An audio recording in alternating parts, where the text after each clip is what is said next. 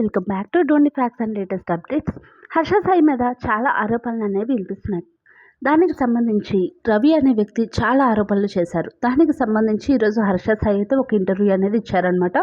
దానిలో ఏవైతే రవి గారు ఎలిగేషన్స్ చేశారో ఆ ఎలిగేషన్కి సంబంధించి పూర్తి వివరాలు అనేది కూడా ఇచ్చారు. ఆ యొక్క క్వశ్చన్స్ ఏంటి, దానికి ఆన్సర్స్ ఏంటి అనేది ఈరోజు వీడియోలో చూద్దాం. మొదటి క్వశ్చన్ ఏంటంటే, హర్ష సాయి బెట్టింగ్ యాప్స్ గురించి ప్రమోట్ చేయడం ఇది మిస్టేక్గా కనిపిస్తుంది, అది ఎంతవరకు కరెక్ట్ అంటారు అని అడిగిన క్వశ్చన్కి, టిక్టాక్ అనే యాప్ని బ్యాన్ చేశారు. అది మనకు ఇష్టమైన, అది మనం వాడలేకపోతున్నాం. మరి యూత్ ఎందుకు ఇండియాలో బెట్టింగ్ ఇల్లీగల్ అయినా కూడా ఇంకా ఆడగలుగుతున్నారు ఎందుకు అని రివర్స్ క్వశ్చన్ వేశారు. ఇలా బెట్టింగ్ యాప్స్ అరికట్టడానికి ఏం చేయాలి తెలుసా? బెట్టింగ్ యాప్స్ అనేవి అస్సలు ఓపెన్ అవ్వకుండా బ్యాన్ చేయాలి. సరే, ఓకే, ప్రమోట్ చేస్తున్నారు, అది ప్రమోట్ చేయడం ఆ పర్సన్ ఆపేస్తే ఇంకొకరు చేస్తారు. వాళ్ళ అందరినీ కూడా ప్రమోషన్ చేయకుండా ఆపేస్తే డైరెక్ట్గా యూట్యూబ్లో యాడ్స్ ద్వారా ప్లే చేస్తారు, లేకుంటే ఇన్స్టాలో రీల్స్ ద్వారా ప్లే చేస్తారు. ఇక్కడ ప్రమోట్ చేయడం అనేది ప్రాబ్లంగా చూస్తున్నారు, కానీ అది కంప్లీట్గా బ్యాన్ అవ్వలేదు. కాబట్టి ఫుల్గా బెట్టింగ్ని అరికట్టినప్పుడు దాని గురించి ప్రమోట్ చేయాలి అంటే అవ్వదు, ఆడడం అవ్వదు, ఆపరేట్ కూడా అవ్వదు, మొత్తం స్టాప్ అవుతుంది. అండ్ మరి దీని గురించి మీరేమంటారు అని క్వశ్చన్ చేశారు హర్ష సాయి. దానికి ఆన్సర్ ఏమిచ్చారంటే, యాంకర్ గారు లైసెన్స్ ఉన్న వాళ్ళు బెట్టింగ్ యాప్స్ని వాడచ్చు అని చెప్పారు. దానికి హర్ష సాయి, సరే మీరు ఏం చేస్తున్నారు అంటే, సిస్టంలో ఉన్న లోప్ హోల్స్ ఏవైతే ఉన్నాయో వాటిని యూజ్ చేసుకొని అది రన్ అయ్యేలా చేస్తున్నారు. అండ్ హర్ష సాయి ఏం వాడచ్చు అని హర్ష సాయి ఏమంటున్నారు అంటే, నేను చేసినవి చాలా తక్కువ, సెలబ్రిటీస్తో పోలిస్తే నేనైతే చాలా అంటే చాలా చాలా తక్కువ ప్రమోట్ చేశాను. అండ్ బ్యానర్లో ఉంటే మేము అసలు ప్రమోట్ అనేది చెయ్యము, బ్యానర్ లిస్ట్లో లేకుంటే మాత్రమే ప్రమోట్ చేస్తాం, అది కూడా ఇండైరెక్ట్గా ప్రమోట్ చేస్తాం, డైరెక్ట్గా కాదు. నేను మీ ఇంట్రెస్ట్ని బట్టి అండ్ మీ యొక్క బాధ్యతలు ముఖ్యమని ఇలాంటి వార్నింగ్స్ ఇస్తూనే ప్రమోట్ చేస్తాం. సో ఇప్పుడు మేము చేయకుంటే ఏమవుతుంది అంటే, ఆ బడ్జెట్ ఏదైతే ఉందో అది వేరే వాళ్ళకి, వాళ్ళ అకౌంట్స్కి వెళ్తుంది. వాళ్ళు మాలా చెప్పరు, వాళ్ళకి ఒక స్క్రిప్ట్ ఇచ్చి చేపిస్తారు. అండ్ ఇంకొకరు అయితే టెలిగ్రామ్స్ లింక్స్ క్రియేట్ చేసి దానిలో అందరినీ యాడ్ చేసి బలవంతంగా ఆడిస్తున్నారు. ఇక్కడ ఆలోచిస్తే నా దగ్గరకు వచ్చింది నేను వదిలేస్తే మేము అయితే రెస్పాన్సిబుల్గా చేస్తాం. వేరే వాళ్ళు చేయడం వల్ల ఆడేవాళ్ళు ఎక్కువ ఉంటున్నారు, అండ్ నేను చేయడం వల్ల ఆ పర్సంటేజ్ని తగ్గించేస్తున్నాం.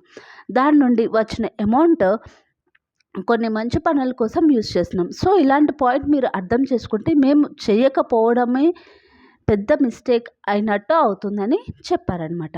దీనికి నెక్స్ట్ క్వశ్చన్గా ఏమడిగారంటే, మీరు టెలిగ్రామ్ పేజ్ క్రియేట్ చేసి దానిలో అందరినీ కలిపి మీరు బెట్టింగ్ యాప్స్ గేమ్ ఆడిస్తున్నారు అని కూడా చెప్పారు.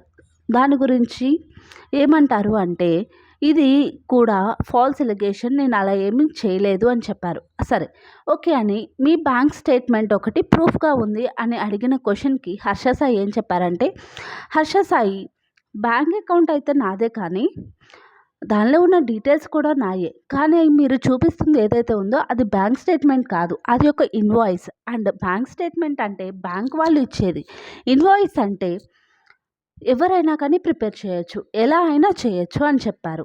అండ్ ఇంకో క్వశ్చన్, మీకు చాలా లక్షలు వస్తున్నాయి అంట కదా బెట్టింగ్ యాప్స్ కోసం ప్రమోట్ చేస్తే అని అడిగారు. దానికి హర్ష సాయి ఏం చెప్పారంటే, వాళ్ళు చెప్పినంత అమౌంట్ అయితే రావట్లేదు, కానీ దానికన్నా తక్కువ అమౌంటే వస్తుంది, అది కూడా నాకు తెలుగు, హిందీ, తమిళ్ ఛానల్స్ అన్నిటికీ కలిపి వచ్చాయని చెప్పారు.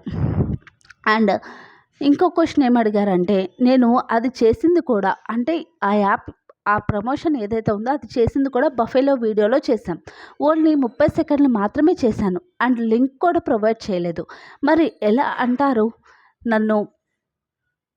అది దానికోసం వచ్చిన అమౌంట్ కూడా మేము ఆ బఫెలో షెడ్ కోసం మాత్రమే యూజ్ చేసాం. అంటే మీరు 30 సెకండ్ ప్రమోషన్ కోసం 60 lakhs అమౌంట్ తీసుకున్నారా? అందులో 40 లక్షలు క్యాష్ లాగా, మిగిలిన 20 lakhs ఆన్లైన్ పేమెంట్ ద్వారా తీసుకున్నారు అని ఎలిగేషన్స్ వచ్చాయి. దీని గురించి మీరు ఏమంటారు అని అడిగితే, అసలు నేను 40 లక్షలు తీసుకున్నారు నోవెటల్ హోటల్లో అంటున్నారు కదా, ఒక 5 స్టార్ హోటల్కి వెళ్తే ఎంత చెకింగ్ ఉంటుందో మీకు తెలియదా? క్యాష్ ఎక్కువ ఉంటే సెక్యూరిటీ లోపలికి ఎలా ఉండదని కూడా తెలీదా? ఆ అమౌంట్కి సంబంధించిన ప్రూఫ్ ఉంటేనే లోపలికి ఎలా చేస్తారని కూడా తెలీదా? సో నోవెటల్కి అంత క్యాష్ అసలు తీసుకువెళ్ళడం అయ్యే పనే కాదు అని చెప్పారు. ఓకే, నెక్స్ట్ క్వెషన్‌గా యాడ్స్‌కి మీరు ఎంత ఛార్జ్ చేస్తారండి అని అడిగితే, నేను యాడ్స్ చాలా తక్కువ చేస్తాను. అండ్ అందరిలా ఎక్కువ చేయను. అండ్ మేము చేయకపోయినా ఆగటం లేదు కదా! వేరే వాళ్ళకి వెళ్తుంది. అది ఎవరైతే వాళ్ళ కోసం యూజ్ చేసుకుంటున్నారో అండ్ మేము మంచి పనులు చేయడానికి యూజ్ చేస్తున్నాం. అండ్ ఇన్‌స్టాలో ప్రమోషన్ కోసం 5,00,000 అండ్ యూట్యూబ్ వీడియోస్‌లో అయితే ఆ వీడియో బడ్జెట్ ఉంటుంది కదా! దానిలో 50%, 40%, 60% అలా ఛార్జ్ చేస్తారంట. అండ్ ఇంకోటి ఒక్క రూపాయి ఇచ్చి రూ. 10 సంపాదిస్తున్నారు అని ఎలిగేషన్ వచ్చాయి. దీని గురించి మీరేమంటారు అంటే, మీరు బఫెలో వీడియోకి 60,00,000 తీసుకున్నాం అని చూపించారు కదా ఇన్వాయిస్‌లో ఇందాక. సరే అది నిజం కాదు. ఒకవేళ నిజమే అనుకుందాం. అలాంటప్పుడు నేను 65,00,000 తీసుకొని ఒక 5,00,000 6,00,000 పెట్టి ఒక 2 గేదెలు కొనిస్తే సరిపోయేది కదా! కానీ నేను ఆ వీడియోకి 80,00,000-90,00,000 ఖర్చు చేశాను అని చెప్పారు. మీ దగ్గర వర్క్ చేసే పర్సన్స్ దగ్గర ఒక్కొక్కరి దగ్గర 15-20 ఒక బ్యాంక్ అకౌంట్స్ ఉంటాయన్నారు. అది నిజమేనా అంటే, నేను దీని గురించి మాత్రమే ఇంటర్వ్యూకి వచ్చా అండి. ఒక పర్సన్‌కి ఒక పాన్ కార్డ్ ఉంటుంది కదా! దానిలో తెలుస్తుంది. అండ్ నా దగ్గర పనిచేసే వాళ్ళు అంటున్నారు కదా! వాళ్ళందరూ కూడా బిలో మిడిల్ క్లాస్‌లో ఉండేవాళ్ళు మాత్రమే. వాళ్ళ కాలనీలో ఉండే వాళ్ళకి తెలుసనమాట. వీళ్ళు హర్ష సాయి దగ్గర వర్క్ చేస్తున్నారని. ఈ యొక్క వీడియో ఏదైతే ఉందో ఆ ఎలిగేషన్స్ చూసిన తర్వాత అందరూ కూడా మీరు మాఫియాకి సంబంధించిన వాళ్ళు అంటున్నారు అని అంటే ఎంత బాధగా ఉంటుంది వాళ్ళకి అనేది, వాళ్ళు ఎంత బాధపడతారో అనేది కూడా నాకు తెలుసు. నేను వీడియో చేస్తున్నాను అంటే మేము ఆస్తులు పోగేసుకోవడానికో లేకుంటే అమౌంట్ సంపాదించాలి అని ఇలా చేయలేదు. మంచి పనులు చేయాలి అని ఇది చేసాం. అండ్ కష్టపడి సర్వే అనేది చేసేది కూడా వాళ్ళే అని కూడా చెప్పారు. మేము ఇప్పటివరకు చూసిన వీడియోస్ అన్నీ ఫేక్ అని అండ్ వాళ్ళు అందరూ కూడా పెయిడ్ ఆర్టిస్ట్‌లు అని అంటున్నారు. ఇది ఎంతవరకు నిజం? దీనికి సంబంధించి అయితే మీరు అబ్జర్వ్ చేస్తే ఇలాంటి ఎక్కువగా వీడియోస్‌లో యూట్యూబ్‌లో చేసేవాళ్ళు ఎవరైతే ఉంటారో వాళ్ళు పెట్టిన వీడియోస్ తప్ప, ఏ రోజు అయినా కూడా ఎవరైనా కానీ దీనికి సంబంధించి ఆరోపించడం అనేది జరగలేదు. లేకుంటే మీరెప్పుడైనా చూసారా? ఇవన్నీ పెయిడ్ ప్రమోషన్స్ ద్వారా చేశారు అని ఎవరైనా ఆరోపించడం లేదు కదా! ఇది కూడా ఫాల్స్ ఎలిగేషన్ అని కూడా చెప్పారు. అదైతే బాగా వైరల్ అయిన రీల్ అండి. పిల్లాళ్ళు పిల్లాడు పిల్లలు ఎవరైతే ఉన్నారో వాళ్ళు ముంబైలో ఒక రెస్టారెంట్‌కి వెళ్ళడం, వాళ్ళని బయటకి తోయడం ఇదంతా ముంబైలో జరిగింది. నిజంగా జరిగింది మాత్రమే. అది చూసిన తర్వాత ఎందుకు ఇలా చేయకూడదు అని అనిపించింది. అందుకే ఆ వీడియో చేశాను. లేదంటే ఉన్నది ఉన్నట్టుగా క్రియేట్ చేయడం ఎవరి కోసం చెప్పండి? అండ్ ఆరోపణలు ఎవరి మీదైనా వేయొచ్చు. కానీ అది నిరూపించడానికి ప్రూఫ్స్ ఉండాలి కదా! అండ్ ఇంకోటి ఏంటంటే నేను వీడియోస్ 4 గోడల మధ్యలో చేయడం లేదు. అందరి ముందు చేస్తున్నాం. మరి అలాంటి వాటిల్లో పెయిడ్ ఆర్టిస్ట్ అని ఎలా అంటారు?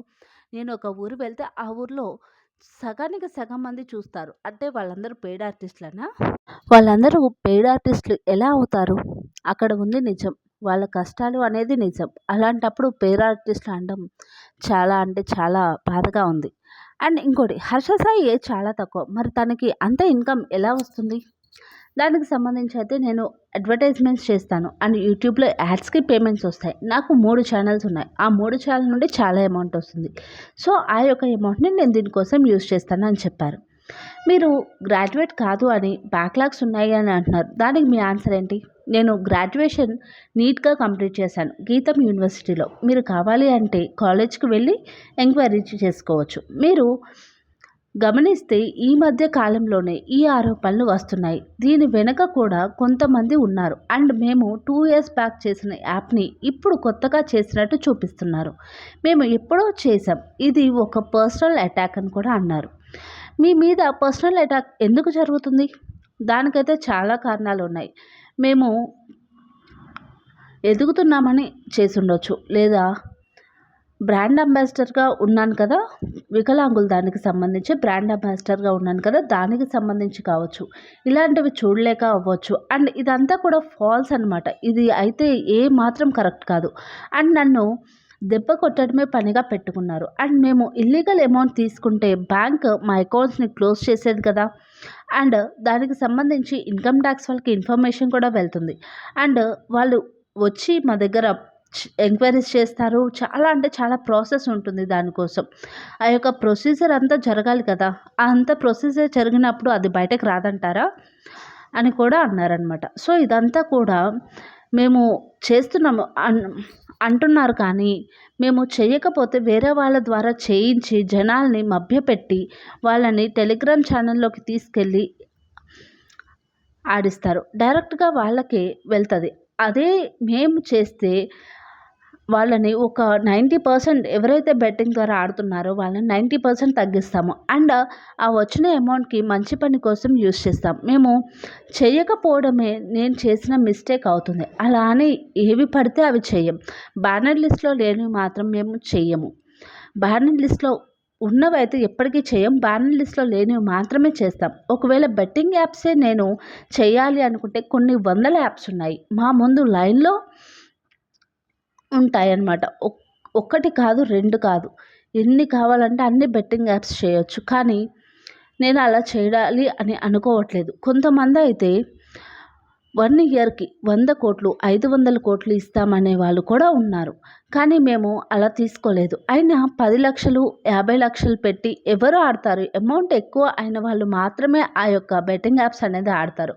మిడిల్ క్లాస్ వాళ్ళైతే అసలు అలాంటి ఆటలు ఆడనే ఆడరు. అండ్ ఇంకోటేంటంటే ప్రమోషన్ అనేది ఎందులో రావడం లేదు చెప్పండి? వీళ్ళందరూ ప్రమోట్ చేస్తే లేనిది ఓన్లీ హర్ష సాయి ఒక్కడే ప్రమోట్ చేస్తున్నాడా? ప్రమోట్ చేసినట్టు కనిపిస్తున్నాడా? అండ్ దీని వెనుక ఎవరు ఉన్నారు అనేది పక్కన పెడితే మీకు అర్థం కావడం లేదా? ఇది అంతా కూడా అబద్ధమని? అండ్ ఇంకొకటి ఏంటి అంటే మాకు ఫేవర్‌గా పాజిటివ్‌గా కామెంట్ పెట్టినవి ఒకటి కూడా ఉండడం లేదు. అవి డిలీట్ చేసేస్తున్నారు. ఓన్లీ ఫేక్‌గా జనరేట్ చేసిన కామెంట్స్ మాత్రమే ఉంచుతున్నారు. అంటే ఇది ఒక పక్కా ప్లాన్ అంతే. నన్ను డ్యామేజ్ చేయడానికి ఈ విధంగా చేస్తున్నారనమాట అని కూడా చెప్పారు. అలాగే మీరు లీగల్‌గా ప్రొసీడ్ అవుతారా ఈ అలిగేషన్స్ మీద అని అడిగితే, లేదు ఇవన్నీ ఆరోపణలు అంతే. దానికి నేను ఈ విధంగా రిటార్డ్ ఇవ్వాలి అనుకోవట్లేదు. అండ్ కానీ ఒకటే నమ్ముతాను. నిజం, న్యాయం ఎప్పుడు గెలుస్తుంది. ఎవరు ఎన్ని క్రియేట్ చేసినా నేను అన్నీ గుర్తుంచుకొని అంతా బయటకు తీస్తాను. అండ్ ఆ రోజు మళ్ళీ ఇంటర్వ్యూ అనేది ఇస్తాను అని చెప్పారు. సరే, అమ్మాయిలతో సీక్రెట్ రిలేషన్స్ ఉన్నాయి అంటున్నారు. అది ఎంతవరకు నిజమంటే చెప్పడానికి ఏమైనా ఉంటాయండి. కానీ ఇది అంతా కుట్ర మాత్రమే. నేను చేసిన దానికి ఎవరికి అయినా మంచి జరిగింది కానీ చెడు అనేది ఎవరికీ చేయలేదు. అండ్ నేను ఇంకా ఇలాంటి ఆరోపణల కోసం ఇంకా రెస్పాండ్ అవ్వాలి అని అనుకోవడం లేదు. అండ్ నా వర్క్ నేను చూసుకోవాలి అనుకుంటున్నాను అని చెప్పారు. ఇదంతా కూడా ఒక అబద్ధాన్ని పదే పదే చెప్పినట్టు నిజం అవుతుంది అనే కాన్సెప్ట్ మీద పదే పదే చెప్తూ జనాల్లో అదే నిజం అనే ఫీడ్ చేయాలి అని చూస్తున్నారు. అండ్ ఎవరు అయితే కొందరు ఉన్నారో వాళ్ళ గురించి రాబోయే రోజుల్లో చూస్తామని చెప్పారనమాట. సో, ఇది హర్ష సాయి గారు ఇచ్చిన ఇంటర్వ్యూ. మీకేమనిపిస్తుంది? హర్ష సాయి నిజంగానే తప్పు చేస్తున్నారా? లేకుంటే హర్ష సాయి మీద వచ్చినవి అన్నీ కూడా రూమర్స్, ఎలిగేషన్స్ అని మీరు అనుకుంటున్నారా అనేదైతే నాకు కామెంట్‌లో చెప్పండి. అలాగే మొదటిసారి గనుక మన ఛానల్ చూస్తుంటే లైక్ చేయండి, షేర్ చేయండి, సబ్స్క్రైబ్ చేసి పక్కనే ఉన్న బెల్ ఐకాన్ అనేది తప్పనిసరిగా యాక్టివేట్ చేసుకోగలరు. Thank you for watching 20 facts and latest updates. By.